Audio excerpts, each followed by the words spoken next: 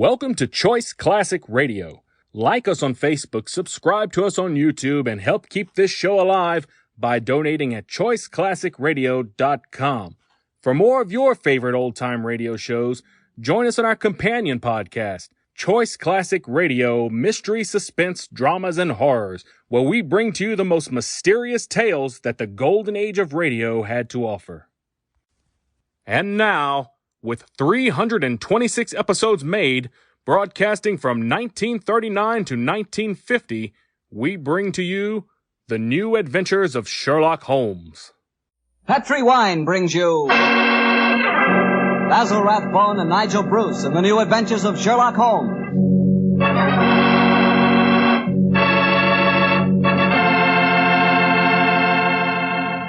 The Petri family, the family that took time to bring you good wine, invites you to listen to Dr. Watson tell us another exciting adventure he shared with his good friend, that master detective, Sherlock Holmes. And I'd like to tell you about my favorite time of day. It's just before dinner. You know, when the family's all sitting around in the living room and wonderful things are cooking in the kitchen? Ah, that's for me. And boy, that's the time for a glass of sherry. Because Petri California Sherry really makes waiting for dinner a pleasure. That Petri Sherry is the perfect before-dinner wine. Just look at its beautiful amber color. And then taste that wonderful Petri Sherry. What a flavor. Petri Sherry has a rich, nutty flavor that's right from the heart of sun-ripened grapes. And if you like your sherry dry, you know, not sweet, you'll want to get Petri Pale Dry Sherry. Or better yet, taste them both. Don't buy one, buy two. Those letters P-E-T-R-I on the label are the personal assurance of the Petri family that Petri Sherry is truly good wine.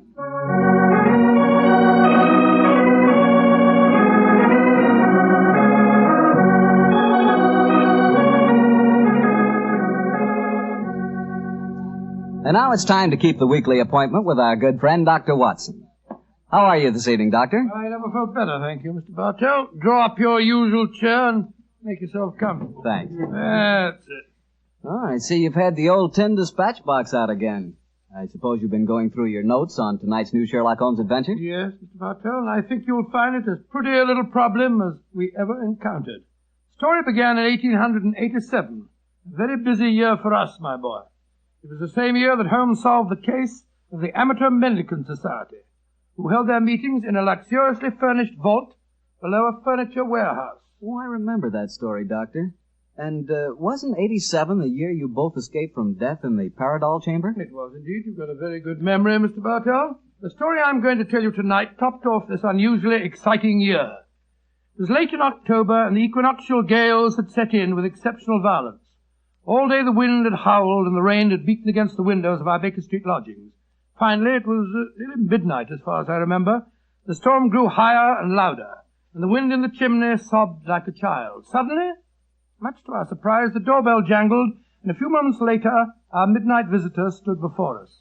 He was a man of about 45, and as he looked about him anxiously in the glare of the lamp, I could see that his face was pale and that his eyes heavy, like those of a man who was weighed down with some great anxiety. And yet when he spoke, his tone was businesslike and almost aggressive. I've come to you for advice, Mr. Holmes. That's easily obtained. And help. That is not always so easy. Help the gentleman off with his coat, will you, Watson? Yes, indeed. Here you are, sir. Let me hang it up for you. Thank you, sir. I heard of you, Mr. Holmes, from Major Prendergast. Oh, yes. He said that you could solve anything. Oh, I'm afraid he said too much. But you've never been beaten. I've been beaten 4 times, sir. 3 times by men and once by a woman. But supposing you sit down and introduce yourself. My friend's name is Watson, Dr. Watson. How do you do, sir? How do you do, Doctor? My name is Lovelace, Edmund Lovelace. And what brings you to me at this hour of the night, Mr. Lovelace? I'm in terrible trouble, Mr. Holmes. You don't know anything about me, but if you'll accept my case, you can save 4 lives. I wouldn't say that I know nothing about you, sir, though it's true that I know little beyond the somewhat obvious fact that, well, you're single, that you keep a dog, but not a manservant, and that you are much preoccupied with your business, which I take to be some form of insurance. Oh, come. Oh, steady. Now, what is this? Well, magic? I'll wager that my friend's right, though. Isn't he, Mr. Lovelace? Perfectly. But I'll be hanged if I can see how he knows Oh, it. it's a practical application of logic, sir. The briefcase that you carry might at first indicate a barrister or some other professional man, but your brusque, businesslike manner counteracts that suggestion. An insurance broker who must visit clients at odd hours is the likeliest man to combine that manner with a briefcase at midnight. But the wife and the manservant, and the fact that I'm preoccupied with my business. Your cufflinks don't match, sir. Each is from a different pair. That would suggest preoccupation, and it's a mistake that neither a wife nor a manservant would have allowed to pass. Yes, but how about the dog? Oh, surely that's obvious, Watson. Well, I can't see it. I shall let you ponder on that matter while Mr. Lovelace tells us his problem. Mr. Holmes, are you as interested in preventing a murder as in solving one? Well, naturally I am, Mr. Lovelace. Even more so. But, please tell me your story. I live with 4 cousins of mine in an old house in Campberwell. My grandfather left the house and a sizable fortune to the 5 of us on condition that we lived together and maintained the family unity. It probably won't surprise you to know that we've grown to get pretty much on each other's nerves. Oh, what happens if one of you dies, Mr. Lovelace? His share is divided among the others, Doctor. Oh, yes. The wonder to me is, sir, that, not that a murder may take place, but that it has not happened long ago. Who's responsible for the administration of the estate? My cousin Gerald. He's much older than the rest of us, and he's a thoroughly unpleasant, cantankerous man. Yeah. He gets an extra share in the estate as administrator, and in consequence he doesn't work. We feel, of course, that he lives off us, and we're continually quarrelling with him about it. Sounds like a jolly household, I must say. There's going to be trouble, Mr. Holmes, I know it. Gerald hates us, and he's jealous of our share in the estate. You spoke of preventing murder just now. Yet I can see that you've selected your cousin Gerald as the potential murderer. Am I right? Yes, you are. Mm-hmm. But don't think it's personal prejudice that makes me suspect him. I have good reason for doing so. Oh, what reason? This evening, just before dinner, I helped Gerald off with his topcoat and went to hang it up for him. As I did so, I heard a strange metallic clink in one of his pockets. I slipped my hand inside it and found a hypodermic syringe and a small phial of liquid. I opened the phial and smelled it. Gentlemen, it reeked of bitter almonds. Bitter cyanide, eh? And what did you do? I thought of destroying it, but I realized that would put him on his guard, so I replaced it in his pocket. Of course, I warned the others, and we decided that I'd come to you. I had to see a most important client tonight, or I'd have been here earlier. Yes, it seems odd that you didn't come directly to Mr. Holmes as soon as you'd made the discovery, Mr. Lovelace. After all, if a potential murderer is walking about with a pocket full of cyanide, I should have thought that itself was more important than business. Well, Yes, I suppose it might seem so to you, Doctor. That's a most interesting stick you carry, sir. May I examine it? Of course. Here. Oh, thank you. Now I see how you deduced that Mr. Lovelace had a dog, Holmes. There are the marks of the dog's teeth on the stick. Yes, my dear Watson, but these marks under scrutiny give us even more specific information. He's a large dog. You've had him for some years, Mr. Lovelace, and he's now old and feeble. Well, you're perfectly right, but I'll be hanged if I can see how you can tell that from looking at a walking stick. This stick is covered with teeth marks, therefore it has been carried many times by the dog. Now, it's a heavy stick, so only a large dog could have carried it. And the teeth marks also indicate a large jaw. The older marks are deep sunk. Look here.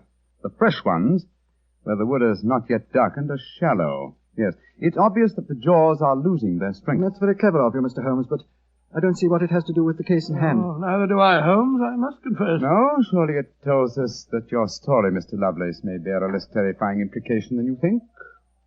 On the other hand, its implication may be even more terrifying. Though it's late at night, I feel that any further delay in this matter would be extremely dangerous. I suggest that we get a cab and come to your house in Campberwell at once.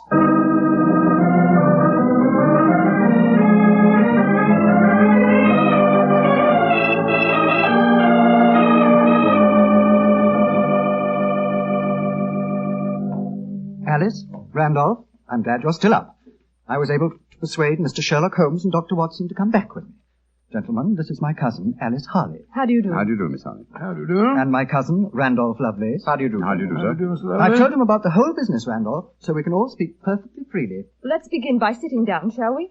Randolph and I had just finished a little cold supper. We've been to the theatre tonight.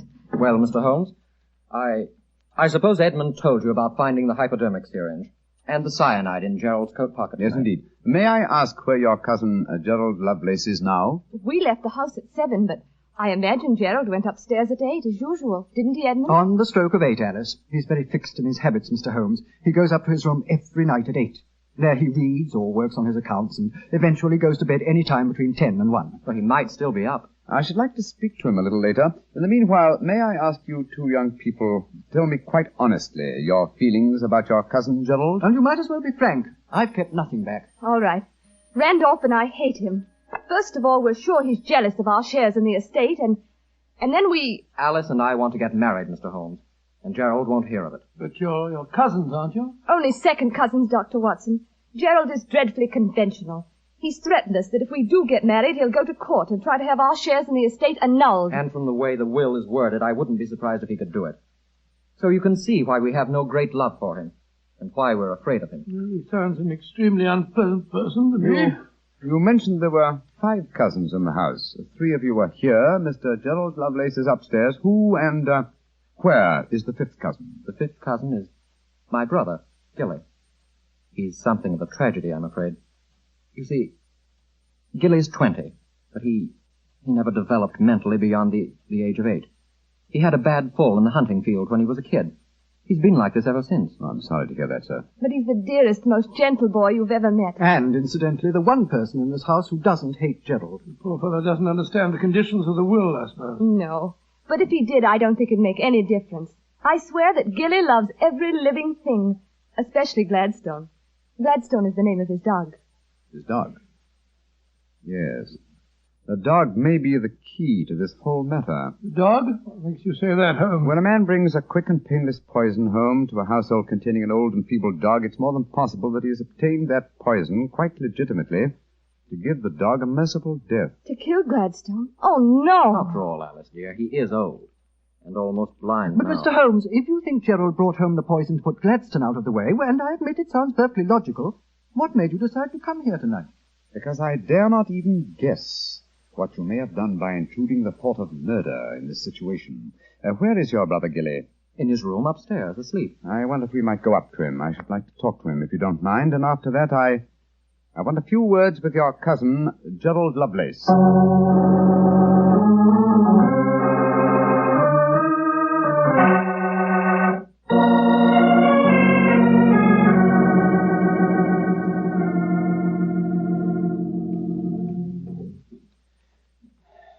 He's asleep, Mr. Holmes. Yes, with a dog in his arm. I'm afraid we'll have to waken him. Gilly? Gilly? It's all right, Gladstone. We're not going to hurt him. Gilly? Who is it? Oh, hello, Alice. Who are these men? They've come to take Gladstone away. No, Gilly, we haven't. Oh, of course not, Gilly. We've just come to admire him. Your brother's been telling us what a fine dog he is. Oh, that's different. Isn't he beautiful? I just had such a wonderful dream about him. Such a wonderful dream. What was it, Gilly? Well, he was all young again. Just a puppy. He was chasing a rabbit across a cliff top. And I was running with him. Oh, Gladstone looked so beautiful. Didn't you, old boy? Of course you did. And you know, the rabbit went down a hole, and Gladstone went down after him. And I went down after Gladstone. And we all had tea with the rabbits. Oh, it was so funny. They all had little green hats on. Hats with feathers. I wanted Gladstone to try one on, but he wouldn't. So sleepy. Come on, Gladstone. Let's go back to the tea party. Okay. This world may be a great deal more pleasant than ours, Watson. That's what I'd like to think, Mr. Holmes. Now I'd like to have a few words with your cousin Gerald. His room's at the end of this corridor. I'm afraid Gilly wasn't much help to you, Mr. Holmes. On the contrary, young lady, he told me exactly what I wanted to know. Here we are. This is Gerald's room. There's no light under the door. He must have gone to sleep. I'm afraid we must waken him, too. Must be a heavy sleeper. But he isn't. He's a remarkably light one. Come on, let's go in. Strike a match, will you, old fellow? Sure. The gas mantle's at the head of his bed, Dr. Watson. Yeah. Well, he's lying on the outside of his bed. He must be... There's blood on the pillow. Great Scott, Holmes. The back of his skull smashed in. He's been murdered.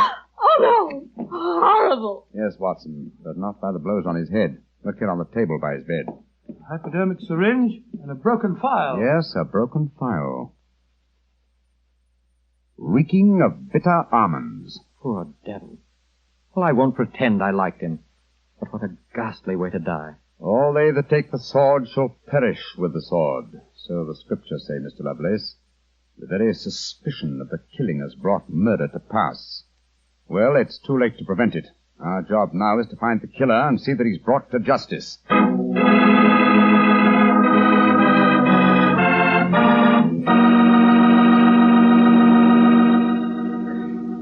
Dr. Watson will tell you the rest of his story in just a few seconds. Just time enough for me to tell you that if there's one wine that's perfect for any occasion, it's Petri California Sherry. With a bottle of that rich, amber-colored Petri Sherry on hand, you can make that time before dinner a main event. And Petri Sherry is the perfect answer to the question of what to serve when company comes. Serve Petri Sherry alone and let its full, wonderful flavor speak for itself, or serve Petri Sherry with hors d'oeuvres or party sandwiches. And remember, you can serve Petri Sherry proudly, because Petri is the proudest name in the history of American wine. Well, Dr. Watson, so you found Gerald Lovelace dead in one of the bedrooms of the house in Campberwell. What did you do? Send for the police? Not at once, Mr. Bartell. Sherlock Holmes persuaded the remainder of the household to give him the opportunity of examining the scene of the crime carefully before the police were sent for. And so, a few minutes before 1 o'clock that October night, Holmes and I stood alone in the room of death. Gas a little higher, will you, old chap? Sure. You know, Holmes, I think you should have sent for the police right away. In a case like this, Watson, I prefer to be my own police. When I have spun the web, they may take the flies, but not before. What are the results of your medical examination, old chap? No, it's exactly as you reconstructed it, Holmes. He was first beaten on the head with that poker lying on the floor. Then he had the full phial of cyanide injected into his left wrist. Can you estimate the time of death at all accurately? No, this room's confoundedly hot. He might have died any time from 1 to 5 hours ago. Yes. It's now 1 o'clock, and we know that he was alive at 8. Mr. Edmund Lovelace saw him leave for his room at that hour. Yes, if he was telling the truth. One thing we do know for a fact is that this man was murdered at the exact moment he was going to bed. He's wearing his nightgown and nightcap, but his bed has not been slept in. Well, isn't it possible that the murderer might have killed him shortly after 8 and then dressed him in his nightclothes to confuse us? No, my dear chap. You will notice that the hypodermic needle passed through the sleeve of his nightshirt. Here. Also, the nightcap is crushed and bloodstained from the blows of the poker. No, Gerald Lovelace had prepared a bed. Yes, with a glass of water on the night table and the prayer book and the watch. Yes, signs of a prosperous and meticulous man. Mm-hmm. Very fine gold watch and in excellent condition. Aha! There's the answer, Watson. What do you mean, there's the answer, Watson? I just wound this watch one turn, and then it was fully wound. That provides us with the time schedule for our murder. Come on. We'll send a servant for the police, and while they're on the way, if you'll call everyone together, I should like to put a few more questions to this family.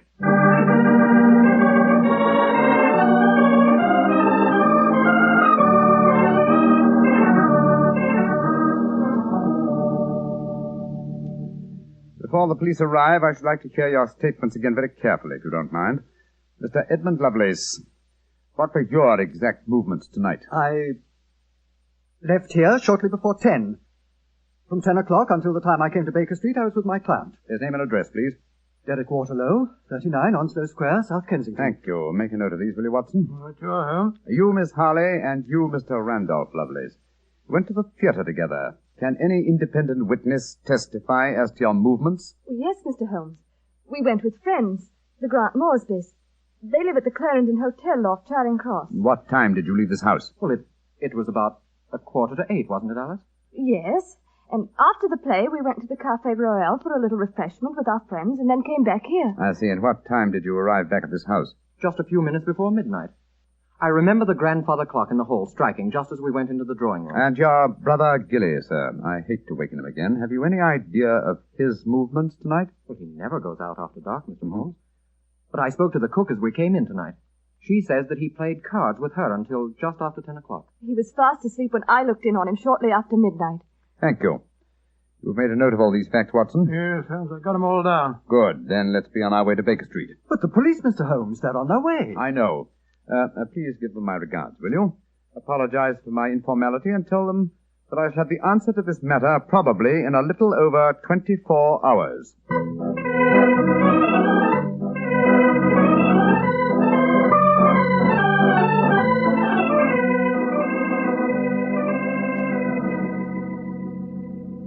Holmes, here it is well after midnight. You haven't done a thing on the Campberwell case. No, but you have, old chap. You've checked on all the time alibis and found them valid. I'm much obliged to you. Yes, Inspector Lestrade was here tonight, you know, and he made some pretty caustic remarks, I can tell you. Oh, didn't you inform him that I'll have the answer to the problem before many hours have passed? I did, but you know, Lestrade, he wanted action. He shall have it. Is the watch still running? Yes, there's another thing. What'll Lestrade say when he finds that you took the dead man's watch? I've no idea. Oh, why did you take it anyway? You sound sleepy, old chap. Yes, I am confoundedly sleepy. Well, why don't you go to bed? What are you going to do? Continue my vigil with my pipe and the watch of a dead man.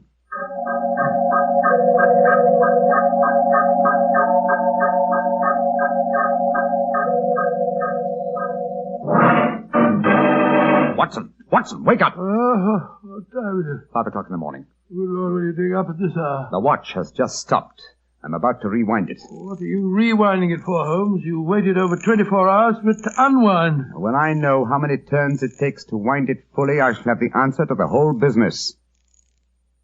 10, 11... You're being confoundedly mysterious, as usual. 14 turns, and the watch is fully wound. Get your clothes on, old chap. Where are we going at this hour? To the house in Campberwell. Now I know who murdered Gerald Lovelace.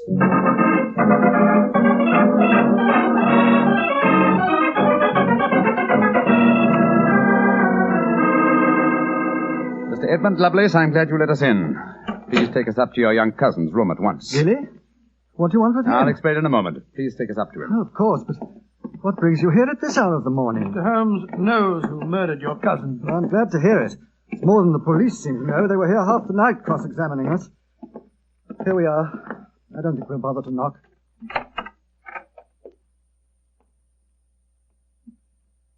Gilly? Gilly? I'm awake. We heard you coming up the stairs, didn't we, Gladstone? It's the same men again. You're not going to take Gladstone away, are you? Please don't take him away. Don't worry, Gilly. We're not going to touch him. Oh, it's all right then. Oh, Gilly, Yes, you really love that dog, don't you? of course I do. More than anything or anybody. I believe you'd even kill a man who tried to hurt Gladstone. Wouldn't you? Oh, yes, sir. I would. Gilly! No. Great Shutter. Gilly, I don't think you'd really kill a man. I don't think you could.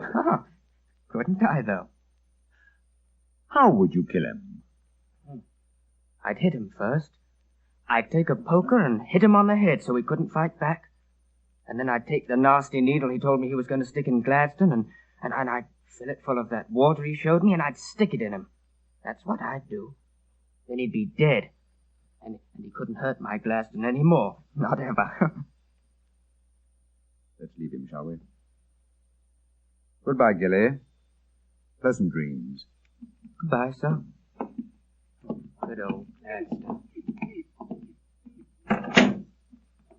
You satisfied, sir? Yes. Poor Gilly. There's no doubt about it, of course. No, can there be no one who described the murder to him, and yet he's just given an exact description of its method? What'll happen to him? They won't try him. No. A little pressure in the right places, and he'll be released to a private nursing home. I'll do everything I can, Mr. Lovelace. Thank you, Mr. Holmes. Thank you very much.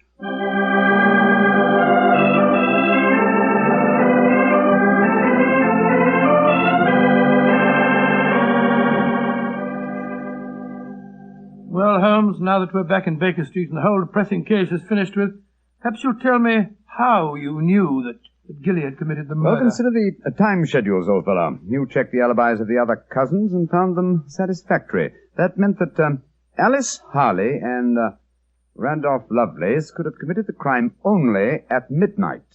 Edmund only before 10. Gilly, only around 11. You said that the time of death could have been at any of those hours. Yes, I did. So how did you pin it down to 11? The watch gave me the specific answer. When I picked it up, I unthinkingly wound it.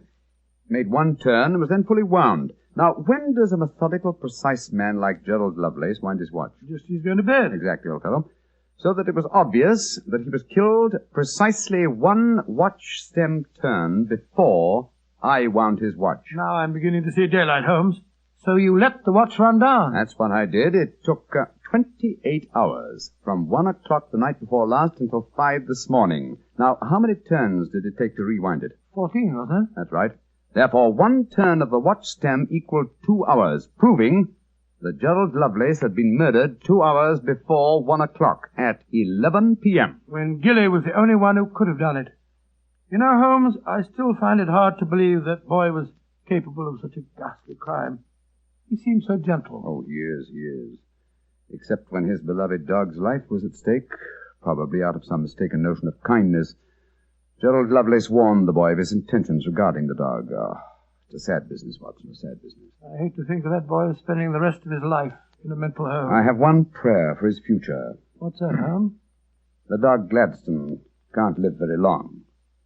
I pray that Gilly does not long outlive him.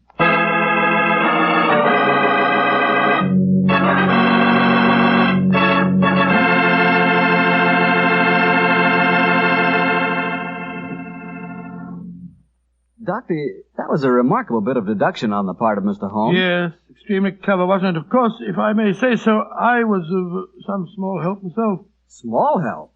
Why, Doctor, you practically solved the case by yourself. Oh, I wouldn't go as far as saying that. But, Doctor, you did check all the alibis, didn't you? Yes, I checked where each suspect was at various times. Yes, you checked time. And what's more important than time? Well, Why, Doctor, time is even vitally important when it comes to wine. I was wondering how you were going to bring that in. And one thing we do know, Petri took time to bring you good wine. So nobody can miss with Petri wine. It's just got to be good. You know, you can't be in the wine business as long as the Petri family without really learning all about the fine art of making wine. And don't forget, the Petri family has been making fine wine since way back in the 1800s. So, naturally, they've been able to hand on down, from father to son, the result of generations of experience at turning luscious, sun-ripened grapes into fragrant, delicious wine.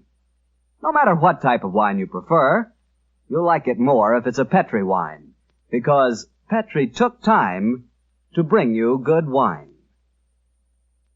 Well, Dr. Watson, what new Sherlock Holmes story do you plan to tell us next week? Well, now, next week, Mr. Bartell, I'm going to tell you a most unusual adventure that Holmes and I had when we were attending a performance at the Opera House in Rome. It concerns a famous singer who lost her voice, an understudy who was nearly lynched, and a murder that baffled the police. I call it The Adventure of the Terrifying Cat. Well, that's a story we've got to hear. Thank you, Mr. Bartell. And before you go, I want to talk to our friends about their war bonds. You know, during the war, the best investment we could find was the United States war bond. And for my money, they're still a great investment. They're called United States savings bonds now, and only the name is changed. Savings bonds are sold in the same denominations and give you all the same advantages. And you can buy savings bonds at the same places at your bank or your post office or through the payroll savings plan. So invest all you can in United States savings bonds, because you cannot find a better or a safer investment.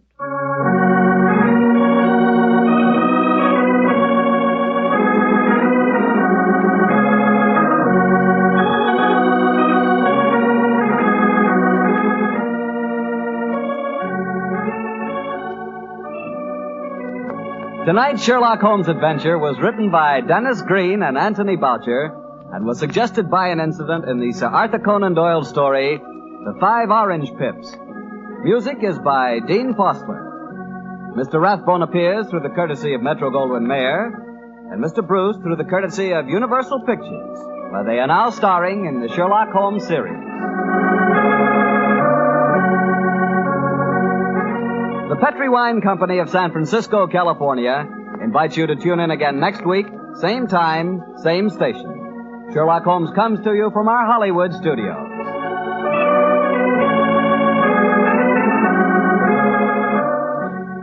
This is Harry Bartell saying good night for the Petrie family. Listen every Monday on most of these same stations at 8 o'clock to Michael Shayne, followed immediately by Sherlock Holmes. This is the Mutual Broadcasting System. That concludes today's episode. We'd like to thank you and remind you to donate at choiceclassicradio.com. Remember, your donations make episodes like this possible.